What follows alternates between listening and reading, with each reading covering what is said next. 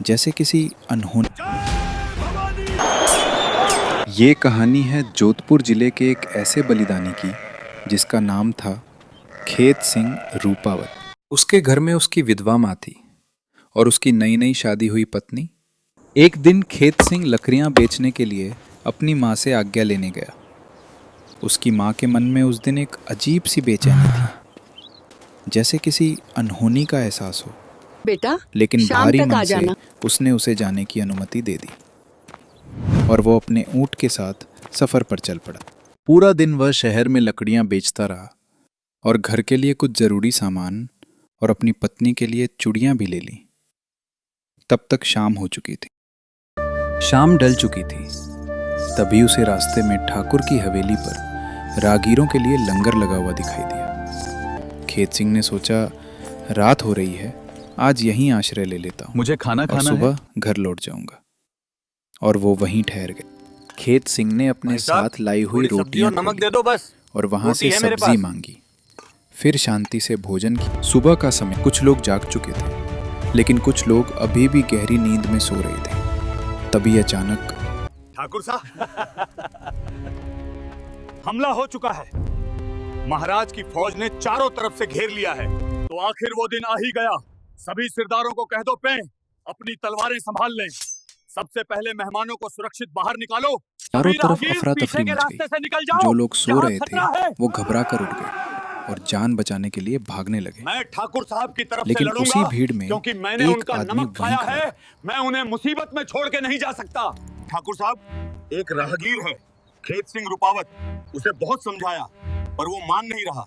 कहता है वो भी युद्ध लड़ेगा। ठाकुर सुल्तान सिंह इतना कमजोर नहीं है कि अपनी जान बचाने के लिए अपने द्वार पर आए मेहमानों को मुसीबत में डाले। उसे ससम्मान मेरे पास ले आओ। हे वीर, मैं तुम्हारी भावना और साहस का सम्मान करता हूँ, पर यह युद्ध मेरा है।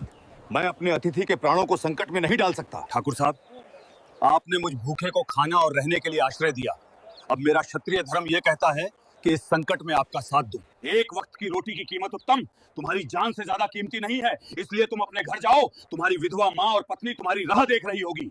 मैं एक राजपूत हूँ और अगर मैं अब आपके लिए लड़े बिना वापस गया तो मेरा कुल कलंकित हो जाएगा। इसलिए मुझे मेरा कर्तव्य पूरा करने दें। ठीक है, इसे सैनिकों के पीछे खड़ा कर दो। नहीं ठाकुर साहब, मैं प्रथम पंक्ति में लड़ूंगा। सेना आगे बढ़ो।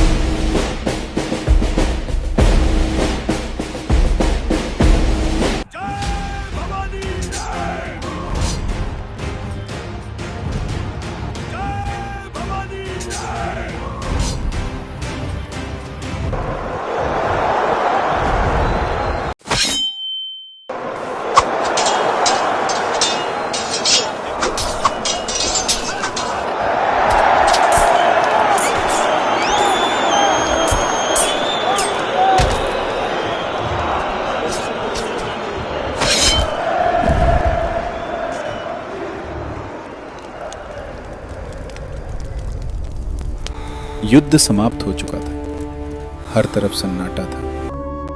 खेत सिंह रूपावत मातृभूमि की रक्षा करते हुए शहीद हो गए। उनका पार्थिव शरीर उनके गांव भेजा गया और उनकी बहादुरी की कहानी हर किसी तक पहुंची।